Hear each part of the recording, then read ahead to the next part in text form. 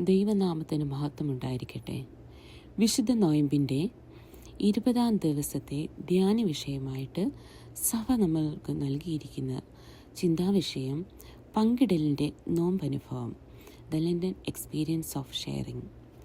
യോഗ്യതയില്ലാത്ത നമ്മെ ഓരോരുത്തരെയും യേശുനാഥൻ വളരെയധികം സ്നേഹിക്കുകയും കരുതുകയും ചെയ്യുന്നു. അതുപോലെ തന്നെ നമ്മൾ ഓരോരുത്തരും ആകണമെന്നാണ് യേശുനാഥൻ ഈ സുവിശേഷത്തിൽ കൂടി നമ്മളോട് ഓരോരുത്തരോടും പറയുന്നത്. മത്തായി എഴുതിയ സുവിശേഷം 5-ാം അധ്യായത്തിൻ്റെ 38 മുതൽ 48 വരെയുള്ള വാക്യങ്ങളാണ് ഇതിന് ആധാരമായിട്ട് നമ്മൾക്ക് നൽകിയിരിക്കുന്നത്.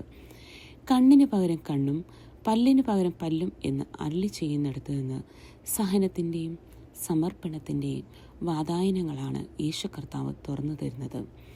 ദുഷ്ടനോട് എതിർക്കരുത്, നിന്നെ വലത്തെ ചകിട്ടത്ത് അടിക്കുന്നവന് മറ്റേതും തിരിച്ചു കാണിക്കാം എന്നതിലുപരി വിട്ടുകൊടുക്കലിൻ്റെയും കൂടെ പോകലിൻ്റെയും ചേർത്ത് നിർത്തലിൻ്റെയും നിങ്ങളെ ഉപദ്രവിക്കുന്നവർക്ക് വേണ്ടി പ്രാർത്ഥിക്കുന്നതിനെയും പറ്റിയാണ് ഈ സുവിശേഷത്തിൽ നമ്മളോട് പറയുന്നത്. തെറ്റിനെ നമുക്ക് ശാസിക്കാം, പക്ഷേ അത് മറ്റൊരു തെറ്റ് ചെയ്തുകൊണ്ട് ആവരുത്. ഇങ്ങനെയൊക്കെ ചെയ്യുക എന്നത് സാധാരണക്കാരായ നമ്മൾക്ക് സാധ്യമാകുവാൻ പ്രയാസമായിരിക്കെ, വിചിത്രമായിരിക്കെ യേശു കർത്താവ് കാൽവറി ക്രൂശിൽ തൻ്റെ കൈകാലുകൾ ബന്ധിച്ചിരിക്കുന്ന അവസ്ഥയിൽ ലൂക്കോസിൻ്റെ സുവിശേഷത്തിൽ 23-ന്റെ വാക്യത്തിൽ നമ്മൾക്ക് കാണാം.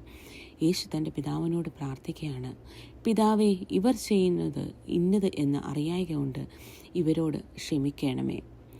യേശു കർത്താവ് നമ്മളോട് ചോദിക്കുകയാണ്, സ്വർഗസ്ഥനായ പിതാവിനും പുത്രന്മാരായി നിങ്ങൾക്ക്, അതായത് നമ്മൾക്ക് ഓരോരുത്തർക്കും തീരണമെങ്കിൽ സ്വർഗസ്ഥനായ പിതാവ് ഒരു വ്യത്യാസവും കൂടാതെ ദുഷ്ടന്മാരുടെയും നല്ലവരുടെയും മേൽ സൂര്യനെ ഉദിപ്പിക്കുന്നത് പോലെയും നീതിമാന്മാരുടെയും നീതികെട്ടവരുടെയും മേൽ മഴ പെയ്യിക്കുന്നത് പോലെയും നാം ഓരോരുത്തരും ഒരുമനപ്പെട്ട് ഒരുപോലെ മറ്റുള്ളവരെ സ്നേഹിക്കാനും ദൈവമായിട്ട് താതാത്മ്യപ്പെട്ട് ദൈവസമാനരായി മാറുവാനും നമുക്ക് സാധിക്കും. അപ്പോസ്തലനായ പൗലോസ് റോമർക്ക് എഴുതിയ ലേഖനത്തിൽ ഇപ്രകാരം പറയുന്നു, തിന്മയോട് തോൽക്കാതെ നന്മയാൽ തിന്മയെ ജയിക്കുക.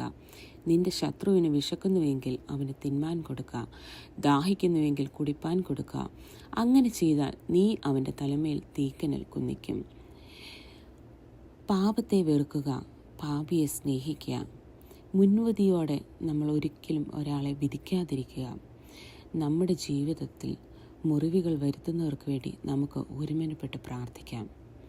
ആ പ്രാർത്ഥനയിലൂടെ മുറിവുകൾ ഉണങ്ങി രമ്യതപ്പെടുവാനും സ്വർഗീയ പിതാവ് സൽഗുണപൂർണനായിരിക്കുന്നത് പോലെ നമ്മൾക്ക് ഓരോരുത്തർക്കും ആകുവാനും നമ്മുടെ പിതാവ് നമ്മെ ഓരോരുത്തരെയും ബലപ്പെടുത്തുമാറാകട്ടെ.